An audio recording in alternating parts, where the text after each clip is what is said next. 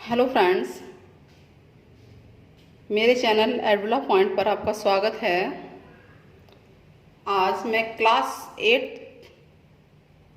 Chapter 3 maths में understanding the quadrilaterals या चतुर्भुजों को समझना ये चैप्टर स्टार्ट करने जा रही हूँ। क्लास 8 की ये पहली वीडियो है, बहुत इंटरेस्टिंग है। उम्मीद करती हूँ आप सभी लोग देखेंगे, आपको मज़ा आएगा। वीडियो को लाइक सब्सक्राइब, चैनल को सब्सक्राइब जरूर कीजिएगा और बेल आइकन दबाना ना भूलें। चलिए स्टार्ट करते हैं। अंडरस्टैंडिंग क्वाड्रिलेटरल्स, चतुर्भुजों को समझना।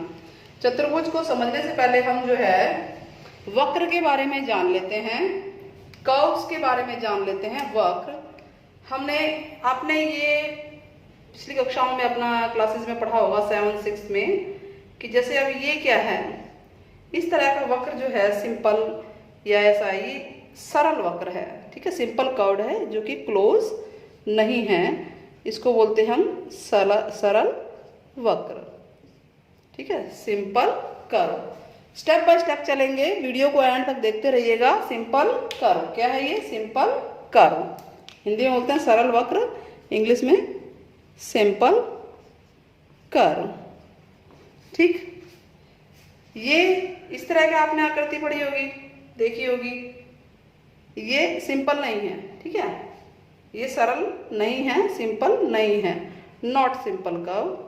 कॉम्प्लेक्स है ये, नॉट सिंपल कर्व, यानी कि कॉम्प्लेक्स हो गया, जिसको बोलेंगे कि जटिल वक्र, सरल वक्र नहीं है। आप ये देखें, इस तरह की आकृति या इस तरह की है, मतलब ये जो है आपका सरल वक्र तो है लेकिन बंद है साथ में। हम ये देखेंगे कि ये बंद नहीं है, क्लोज नहीं है, ये क्लोज नहीं है, ये भी क्लोज नहीं है, ये भी क्लोज नहीं है, बट ये क्लोज है। तो हम इसके लिखेंगे कि जो सरल वक्र है, सरल तो है ही, साथ में बंद भी है। ठीक है, एक ऐसा वक्र है जो सरल भी है, सिंपल भी है और बंद भी है। इंग्लिश में बोलेंगे सिंपल क्लोज्ड कर्व। ठीक है, कुछ ऐसे भी क्लोज हो सकते हैं कर्व जो कि सिंपल ना हो। जैसे अब हम ये देख लें कि ये क्लोज तो है, क्लोज तो है, लेकिन ये सरल नहीं है। ठीक है, क्लोज तो है, ये closed curve but not simple. ठीक है, सरल वक्र है जो कि बंद नहीं है, आप इसको लिख सकते हैं। तो हमें दो वर्ड समझ में आ रहे हैं, एक सिंपल और एक नॉट सिंपल। ठीक है, सिंपल वर्सेस नॉट सिंपल, सरल और सरल नहीं है यानी जटिल। और दूसरा है क्लोज और नॉट क्लोज्ड, यानी बंद है या बंद नहीं है, यानी कि खुला है। ठीक है, दो तरह के हमें वक्र नजर आ रहे हैं। नाउ ये समझ में आ गया होगा, हमने लास्ट क्लास से इसी से हम चल रहे हैं।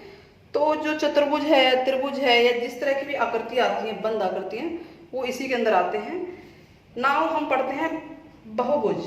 क्या पढ़ेंगे? बहुभुज, जिसको इंग्लिश में बोलते हैं पॉलीगन। अब ये पॉलीगन क्या होते हैं? पॉलीगन, बहुभुज वो होते हैं, वो कर्व होते हैं जो सिर्फ और सिर्फ रेखा खंडों से, लाइन सेगमेंट से ही बनते हैं। ठीक है, ठीक है, ये केवल रेखा खंडों से ही बनते हैं। क्लियर हो रहा होगा? ठीक है, made only by line segments. रेखाखंड जानते हैं ना, जिसके दो अंत बिंदु होते हैं, जिनको नापा जा सकता है, जिनको ना इधर से बढ़ा सकते हैं ना ही उधर से बढ़ा सकते हैं, उनको बोलते हैं लाइन सेगमेंट। तो पॉलीगन यानी कि जो रेखाखंडों से ही बनते हैं। क्लियर हो रहा होगा? Made only by line segments. ठीक है, और ये क्लोज्ड भी होते हैं, यानी कि बंद होते हैं। दूसरी बात, ये सरल होते हैं, सरल मीन्स सिंपल होते हैं। तो यानी अगर हम ये बोलना चाहें कि पॉलीगन जो है वो सिंपल क्लोज्ड कर्व हैं। तो क्या हम गलत होंगे? नहीं, हम गलत नहीं होंगे, ये सरल बंद वक्र ही हैं। अब चेक कर सकते हो कि ये देखिए सरल है, सिंपल तरीके से बन जा रहा है, और क्लोज भी है, ये पॉलीगन है, मतलब दो से अधिक भुजाएं होनी चाहिए बहुभुज के लिए। दो से अधिक भुजाएं वाली आकृति को बहुभुज कहते हैं, और सिर्फ रेखाखंडों से ही बनती है, बात ध्यान रखना, मोर देन 2 साइड्स। तो क्या ये भी पॉलीगन है? यस। क्या ये सिंपल है? यस। क्लोज्ड है? यस। और कर्व तो है ही, ठीक है। इसके अलावा आप पंचभुज बना सकते हैं, ठीक है, षडभुज बना सकते हैं, यानी पेंटागन, हेक्सागन। तो जितने भी आकृति आप बनाते जाएं। 2 पार्ट्स हमने पढ़ लिए, एक कर्व क्या होते हैं और एक पॉलीगन क्या होते हैं। बहुत ध्यान से आप लोग समझिए, क्योंकि ये आप लोगों का बेस है, ये आप लोगों का बेस है, और जैसे जैसे आप इसको समझते जाएंगे बड़ी क्लासों में आपको कोई दिक्कत नहीं आने वाली। इस क्लास में तो आपको समझ में आ ही जाएगा। क्या ये भी पॉलीगन है? यस, सरल है, सिंपल है। क्या ये पॉलीगन है? पैरेललोग्राम बोलते हैं ना इसको, समांतर चतुर्भुज, ठीक। तो इस तरह की आकृति सारी के सारी आप देखेंगे कि ये सिंपल तो है ही, क्लोज भी हैं, कर्व भी हैं, और रेखाखंडों से ही बन रहे हैं, ओनली लाइन सेगमेंट से बन रहे हैं। तो इन सबको हम बोलेंगे पॉलीगन। क्लियर हो रहा है? पॉलीगन क्या होते हैं? बहुभुज, ठीक है। नाउ हम विकर्ण के बारे में जानेंगे, डायगोनल क्या होते हैं। छोटी छोटी सी बातें बहुत ही इंपॉर्टेंट है, ये आपकी क्लास में, ये 8th क्लास से स्टार्टिंग होती है। ये डायगोनल विकर्ण, विकर्ण क्या होते हैं? जो कोई भी दो आसन शीर्ष को छोड़ के, यानी अगल बगल के कोनों को छोड़ करके, मान लीजिए अब ये आकृति है तो इसको बोलते हैं आसन, अगल बगल का, ठीक है, या इसको बोलेंगे आसन, ठीक। आसन शीर्षों को, जो वर्टेक्स हैं, उनको छोड़कर किसी भी दो शीर्ष को मिला देते हैं। जैसे अब इसको हमने इससे मिला दिया, इसको इससे मिला दिया, तो ये विकर्ण बन जाता है। किसी भी बहुभुज का विकर्ण यही होता है। कोई भी दो लाइन को आप जोड़ दीजिए, तो ट्रायंगल में तो हमारा बन नहीं सकता, क्योंकि ये इसकी सहेली है, इसके बगल में है, ये इसके बगल में है, ये इसके बगल में है, तो इसमें विकर्ण हो सकता है? नहीं हो सकता।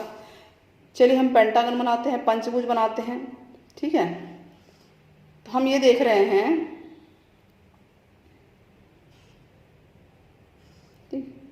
कि इसकी ये सहेली, यानी यहाँ तो विकर्ण बन नहीं सकता, इसी के ऊपर लाइन जाएगी तो इसका विकर्ण इधर बनेगा, एक ये बनेगा, बन गया ना, इसमें नहीं जा सकता। यहाँ इस पॉइंट से एक ये बनेगा, और ये तो बन चुका है, इस पॉइंट से एक ये बनेगा, ठीक। इस पॉइंट से अगर इधर ले जाएंगे तो ये इसकी सहेली हो गई, आसन हो गया, बगल में हो गया, तो ये विकर्ण नहीं हो सकते। विकर्ण को हम दर्शाते किसे? हमें बताया ना, डायगोनल को क्या बताया मैंने, ध्यान रहे, अगल बगल की साइडों को छोड़ के किसी भी आप साइड को, दो साइड को मिला दे रहे हो तो ये डायगोनल कहलाता है। तो त्रिभुज में क्या डायगोनल होते हैं? नहीं होते हैं, 0 डायगोनल होते हैं, 0 विकर्ण होते हैं। चतुर्भुज में कितने होते हैं? कोई भी 4 भुजा वाली ऐसी आकृति है, उभरी हुई आकृति है, ठीक है, तो उसे बोले, इसके विकर्ण कितने हैं? 2 विकर्ण हैं। कितने विकर्ण हैं? आप देखेंगे कि 2 विकर्ण हैं, 2 डायगोनल्स हैं, ठीक है। अगर डायगोनल के नाम देने हैं तो हम साइड इसके नाम दे दीजिए, वर्टेक्स के शीर्ष के नाम दे दीजिए ABCD। तो विकर्ण का नाम क्या हो गया? एक तो है BD, B से D, और दूसरा है A से C। तो हम बोलेंगे AC विकर्ण का नाम है AC, इस तरह से लिखते हैं, A से C, या CA भी लिख सकते हैं, और दूसरे विकर्ण का नाम है BD। क्लियर हो रहा है? अब अगर हम इनके नाम दे दें ABCDE, तो विकर्ण हम लिखें, इसके कितने विकर्ण बने पहले हम गिन लेते हैं, 1 2 3 4। और कोई विकर्ण बन रहा है? 1 2 3 4। अच्छा, इसको इससे मिला दिया, इसको इससे मिला दिया, इसको इससे मिला दिया, इसको एक और रह गया ना, ये वाला रह गया, हाँ, ठीक है। 5 विकर्ण बनेंगे, तो टोटल विकर्ण बनेंगे इसके 5 विकर्ण बनेंगे, टोटल 5, यानी 5 डायगोनल बनेंगे, ध्यान रहेगा। अब सबके नाम लिखते हैं। चलिए यहाँ से A से स्टार्ट करते हैं। A से क्या क्या मिल रहा है? A से C मिला तो हम लिखेंगे AC, ऐसे नाम लिखना है, ठीक है। फिर A से D को मिलाया गया हमने, AD, हो गया ये क्लियर। अब B की बारी। बी से डी को मिलाया तो हो गया बी डी, ठीक है। अब बी से ई को मिलाया तो ये हो गया बी ई, 4 हो गए। अब सी की बारी, सी से ई को मिलाया तो ये हो गया सी ई, ठीक है। अगर आप डी पे जाएंगे, डी को ए से, डी ए और ए डी एक ही बात है, ठीक है। अब ई पे जाएंगे तो ई बी हो या बी ई हो एक ही बात है, और ई सी है या सी ई है हम वो लिख चुके हैं, ठीक है। तो हमारे जो विकर्ण हैं ये 5 विकर्ण हो चुके हैं। तो विकर्ण समझ में आ गया, विकर्ण कैसे निकलता है, ठीक है। अब नेक्स्ट पॉइंट हम पढ़ते हैं। हमने क्या क्या पढ़ा अभी? कर्व पढ़ लिया, बहुभुज पढ़ लिया, विकर्ण पढ़ लिया। अब हम अभ्यंतर और बहिर्भाग, इंटीरियर और एक्सटीरियर पार्ट के बारे में जानेंगे, ठीक है। अभ्यंतर और बहिर्भाग, ठीक है, इंटीरियर और एक्सटीरियर। अब मान लीजिए मैं एक ये आकृति बना देती हूँ, तो इंटीरियर यानी अभ्यंतर, अंदर में क्या क्या चीजें, अंदर में हम देख रहे हैं कि 1 है, 2 है, 3 है, हमने या नाम दे दिए इसके A B C D, 4 point दे दिए, ए बी सी डी, तो हमें दिख रहा है 4 बिंदु। यानी अभ्यंतर, इंटीरियर का मतलब क्या है कि इसकी एक सीमा हो गई है, इसकी क्या है, ये सीमा है, ठीक है, कि इसी सीमा के अंदर जो पॉइंट है उसे कहेंगे इंटीरियर पार्ट है। क्या इसकी सीमा है? एक्सटीरियर पार्ट की नहीं। तो एक्सटीरियर तो कितना भी बड़ा पार्ट हो सकता है, बोर्ड से भी ज़्यादा बड़ा हो सकता है।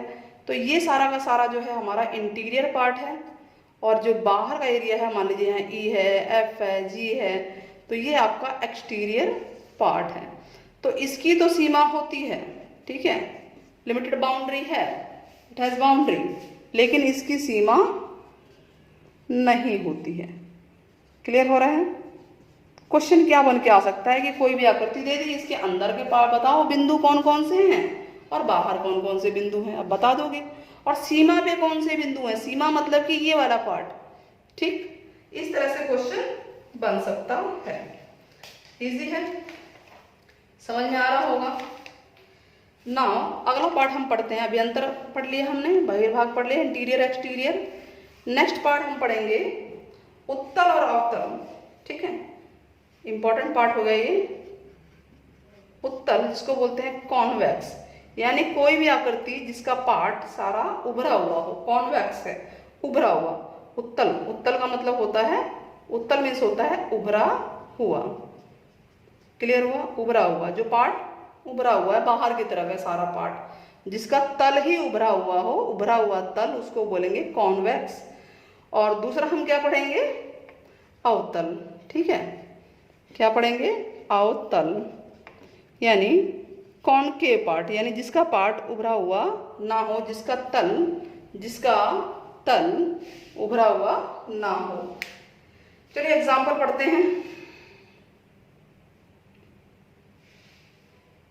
ठीक। जैसे अब ये आकृति आप बताइए कि ये उत्तल है कि अवतल है। हम देख रहे हैं ये चतुर्भुज है, इसके सारे पार्ट बाहर की तरफ हैं, आराम से दिख रहे हैं, ए बी सी डी सारे पार्ट तल है, ये उभरा हुआ है, अंदर की तरफ कुछ नहीं है, तो दिस इज कॉन्वेक्स, ठीक है। दूसरी बात, जो भी ये कॉन्वेक्स हैं इसके विकर्ण जो है डायगोनल हमेशा अंदर ही होते हैं, बाहर नहीं हो सकते। एक आकृति हम और बनाते हैं, दोनों आकृति में हम तुलना करते हैं। हम ये देख रहे हैं कि इसका जो तल पार्ट है वो अंदर की तरफ है, तो ये क्या है? कॉनकेव है। क्या है ये? कॉनकेव, सॉरी बोला कॉनकेव था, कॉनकेव पूरा ठीक से देते हैं, कॉनकेव, ठीक है। तो इसमें देख रहे हैं हम कि जो इसका तल है, सरफेस है, वो अंदर की तरफ है, ठीक। तो अगर हम इसमें विकर्ण बनाने लग गए तो ऐसे हमें पार्ट बनाना पड़ेगा और इस पॉइंट को मिलाना पड़ेगा। तो हम देख रहे हैं कि इसका डायगोनल बाहर की तरफ आ रहा है, तो दोनों में डिफरेंस हम देख सकते हैं। पहली बात तो इसका जो तल है उभरा हुआ होता है, इसका वो तल जो है उभरा नहीं होता। क्लियर हुआ?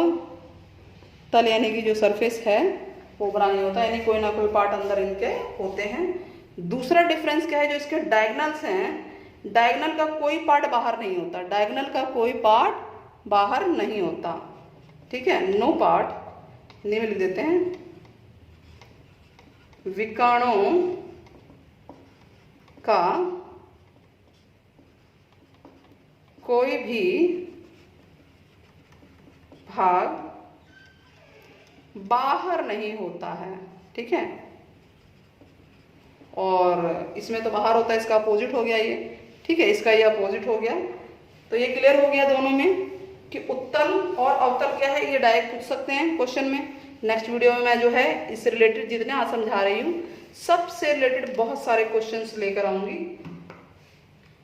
आगे बढ़ते हैं हम, सम तथा विषम बहुभुज। हमने पॉलीगन तो पढ़ लिया, पॉलीगन दो तरह के होते हैं, पॉलीगन हमने पढ़ा है अभी, पॉलीगन यानी कि बहुभुज, बहुभुज, ठीक है, दो टाइप के हैं ये, एक है रेगुलर पॉलीगन, ठीक, और दूसरा है इर्रेगुलर पॉलीगन।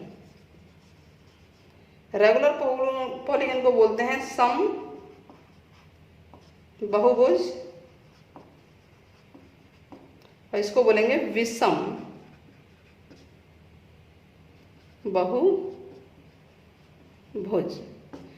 सम बहुभुज मतलब रेगुलर मीन्स सम मीन्स समान, यानी जिसकी सारी भुजाएं एक जैसी हो, सारे कोण बराबर हो। इसमें दो बातें निकल के आती हैं कि जो साइड्स हैं वो इक्वल होंगी, इक्वल साइड्स यानी समान भुजाएं, समान भुजाएं, और दूसरी बात इक्वल एंगल्स यानी समान कोण।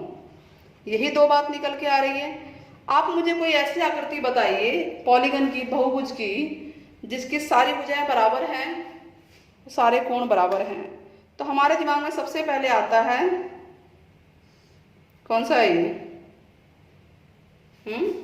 इक्विलेटरल समबाहु त्रिभुज, जिसकी तीनों भुजाएं बराबर हैं और हर कोण हम देख रहे हैं कि 60 डिग्री का होता है। सारे कोण बराबर हो गए, सारी भुजाएं बराबर हो गई। और उदाहरण ले सकते हैं तो हम वर्ग का ले सकते हैं। ये क्या है, इक्विलेटरल ट्रायंगल है, क्या नाम है इसका, इक्विलेटरल ट्रायंगल समकोण त्रिभुज, और ये है हमारा स्क्वायर यानी कि वर्ग, जिसकी सारी भुजाएं बराबर है और सारे कोण 90 डिग्री के हैं। तो हमारी डेफिनेशन पे ये कौन सा बहुभुज है, सम बहुभुज है, विषम है, सम बहुभुज है, रेगुलर पॉलीगन है, क्योंकि इसकी सारी भुजाएं बराबर हैं, सारे कोण बराबर, सारे कोण 90 डिग्री के हैं, सारी भुजाएं बराबर है, इसमें भी सारे कोण 60 डिग्री के और सारी भुजाएं बराबर है। तो इस तरह से हम और आगे जाए, 5 भुजा वाला जिसकी पांचों भुजाएं बराबर हो, पांचों कोण बराबर हो, वो इसमें आएगा। इर्रेगुलर पॉलीगन में इसका उल्टा हो जाएगा, इसका उल्टा हो जाएगा। क्या हो जाएगा बताइए, क्या होगा कि पॉलीगन तो है लेकिन इक्वल साइड नहीं है। तो एग्जांपल लेते हैं, जैसे कि आयत, रेक्टेंगल। आप रेक्टेंगल में देखेंगे कि कोण तो 90 डिग्री के हैं, लेकिन क्या भुजाएं बराबर है, नहीं, ये भुजा इसके बराबर और ये वाली भुजा इसके बराबर है, ए बी सी डी। तो ए बी तो सी डी के बराबर है, ए बी बराबर है सी डी के, और ए डी बराबर है बी सी के, लेकिन क्या चारों भुजाएं बराबर है, नहीं है ना। तो ये इर्रेगुलर पॉलीगन में आएगा। रेगुलर और इर्रेगुलर में दो ही बातें ध्यान रखनी है, इक्वल साइड्स और इक्वल एंगल।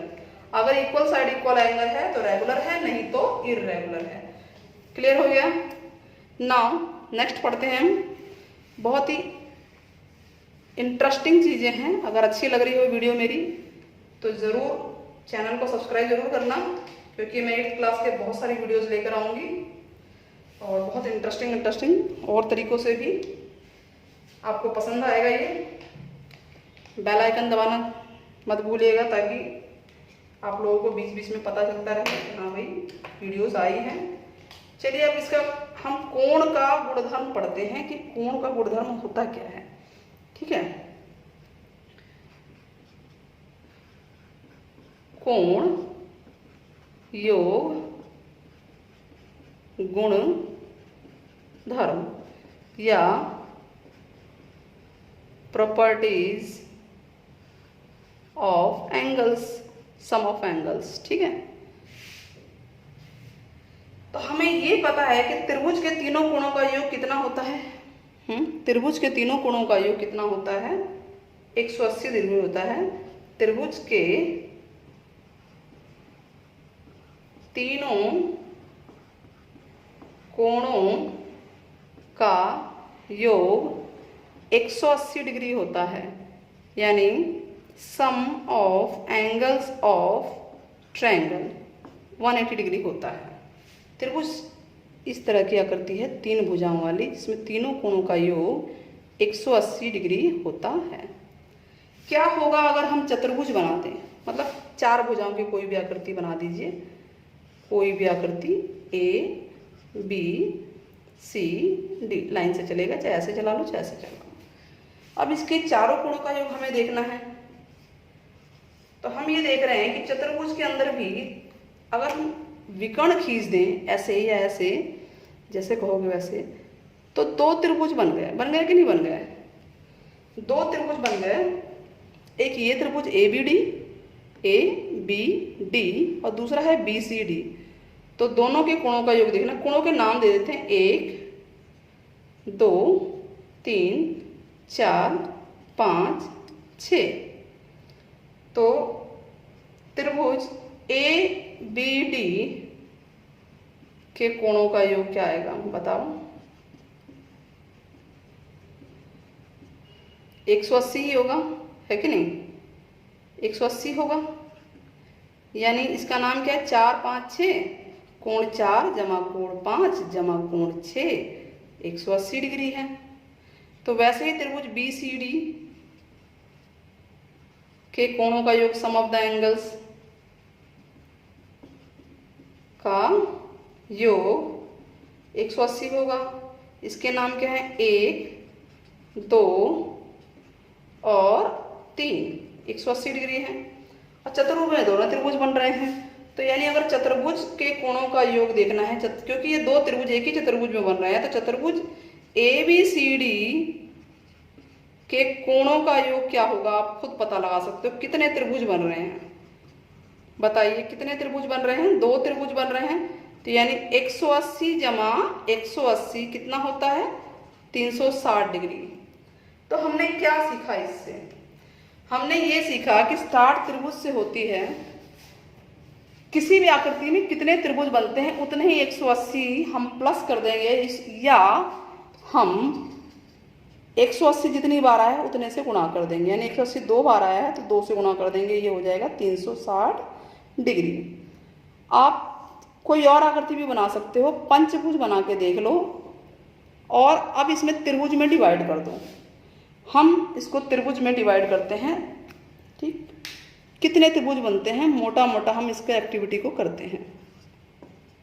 तो हमने देखा अगर हम इसको मिला दें तो एक त्रिभुज ये बन गया, तो ये चतुर्भुज बनता है। और अगर हम इसको भी मिला दें, विकर्ण बन रहे हैं ये, तो एक त्रिभुज ये है, ठीक है, दूसरा त्रिभुज ये है, नंबर डालते हैं त्रिभुज कितने हैं, और तीसरा त्रिभुज ये है।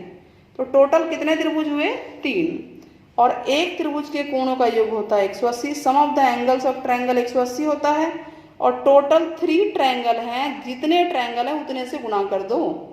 18 3 54, 540 आ गया, या 180 180 180 180 180 180 को जोड़ेंगे तो भी 540 आएगा, 540 आएगा।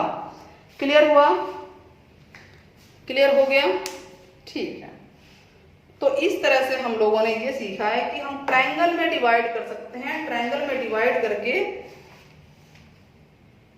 किसी भी आकृति के सम ऑफ एंगल्स पता लगा सकते हैं। नेक्स्ट वीडियो में मैं और इंटरेस्टिंग चीज़ें लेकर आऊँगी। काफ़ी लंबी वीडियो बन गई है, ये भी काफ़ी आप लोगों के समझने लायक भी हैं। तो नेक्स्ट वीडियो, अगर ये वीडियो पसंद आई हो तो मेरी नेक्स्ट वीडियो ज़रूर देखिएगा। आप प्लस में मेरे चैनल को सब्सक्राइब जरूर कीजिएगा। तब तक के लिए गुड बाय।